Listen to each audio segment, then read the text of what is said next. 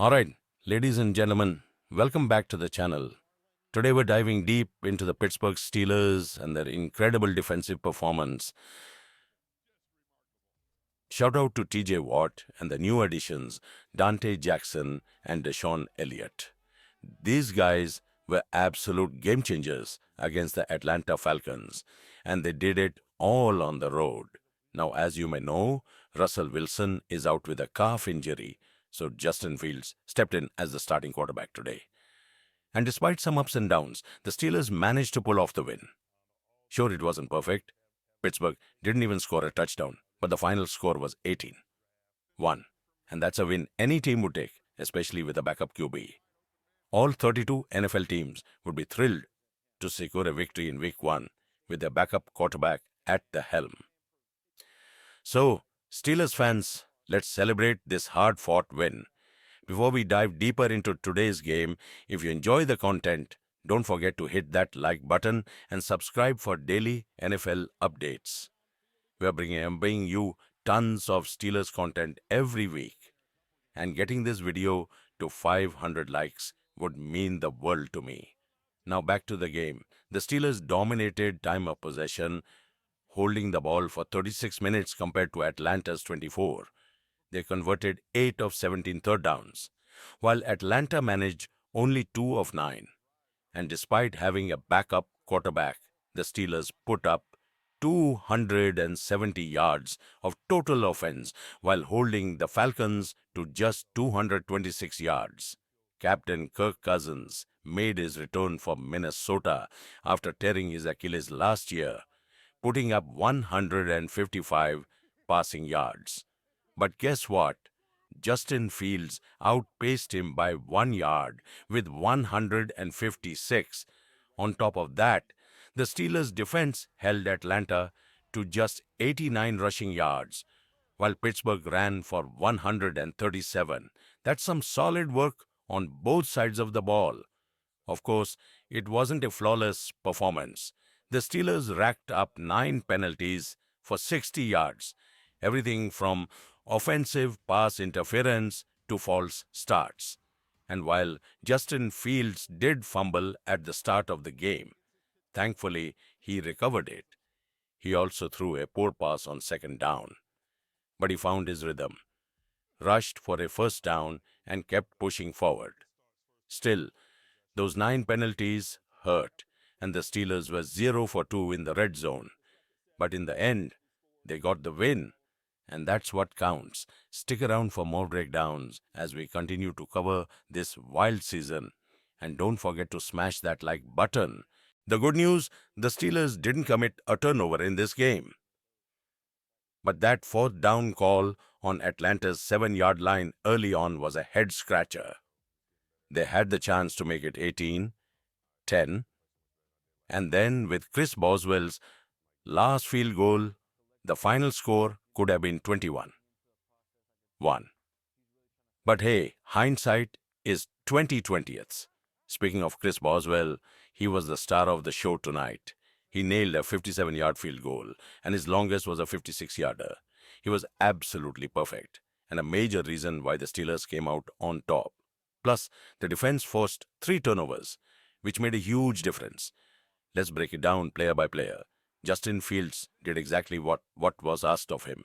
He completed 17 of 23 passes for 156 yards, an average of 6.8 yards per completion, with no turnovers or interceptions. Sure, he didn't throw any touchdowns, but with a backup quarterback, a win is a win. And against an improving Atlanta defense, that's something to be proud of.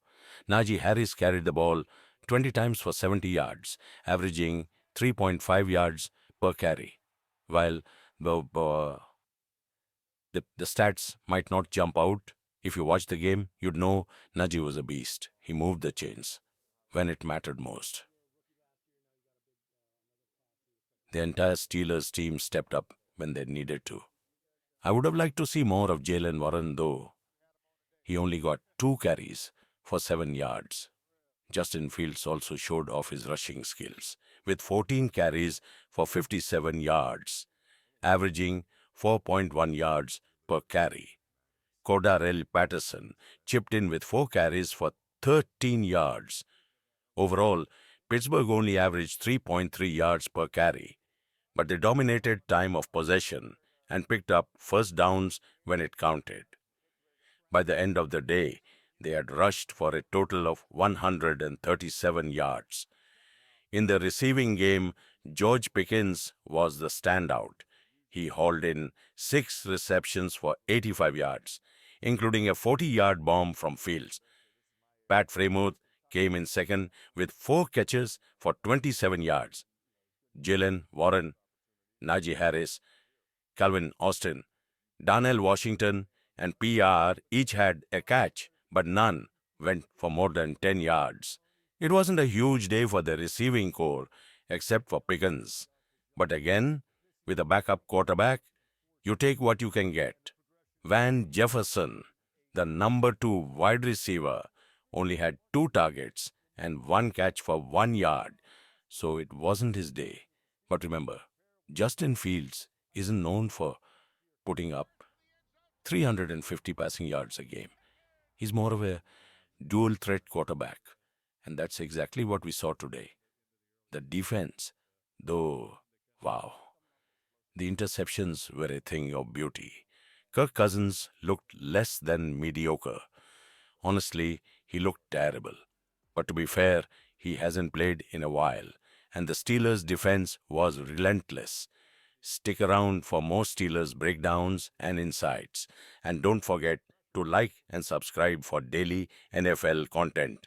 Since week 8 of last season, when Kirk Cousins tore his Achilles against the Minnesota Vikings, we hadn't seen him on the field until today. And while Atlanta is getting a lot of hype this season, it's clear they still need some time to get their offense clicking. Given Cousins' recent return from injury, it was no surprise that he struggled. But let's talk about the Steelers' defense, which was absolutely dominant. Dante Jackson, who came over in the trade for Deontay Johnson, made a huge impact with an interception that he returned for 49 yards. While he didn't score on that play, it was a game-clinching moment that sealed the victory for Pittsburgh. Sean Elliott, another new addition, also grabbed his first interception as a Steeler in the first half, setting the tone for the defense early on. And of course, we can't forget TJ Watt. He was everywhere on the field, causing chaos for the Falcons. Watt forced 2 fumbles and had 2 strip sacks, though unfortunately, both were negated by penalties. These penalties were frustrating, especially since Watt's big plays were wiped out.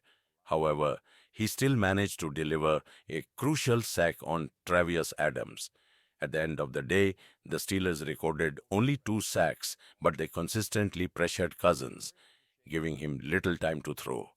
The defense was relentless, and Cousins never found his rhythm. Once again, Chris Boswell was the unsung hero of the game. He went 6 for 6 on field goals, including 2 from 50-plus yards. If you had him in fantasy football, you'd be thrilled. He likely racked up over 20 points. Unfortunately, the only downside to the game was an injury to punter Cameron Johnston, who got clipped in the leg on a punt. It looked bad, and will need to keep an eye on his status moving forward. In a pinch, Boswell had to step in and punt for the first time in his career.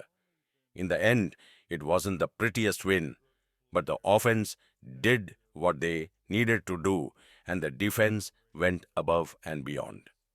This performance shows that the Steelers are on track to be a 10-win team this season, mark it down in ink.